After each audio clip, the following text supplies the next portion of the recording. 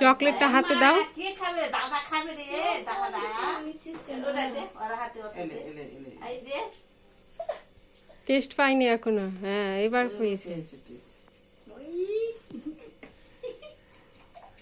কেমন খেতে সোনা? এই থেকে জলের বোতলটা দাও।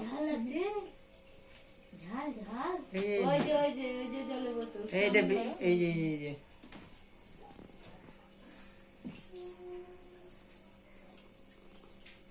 পরে ভেঙে যাবে, আমি রেখে দিই এখানে।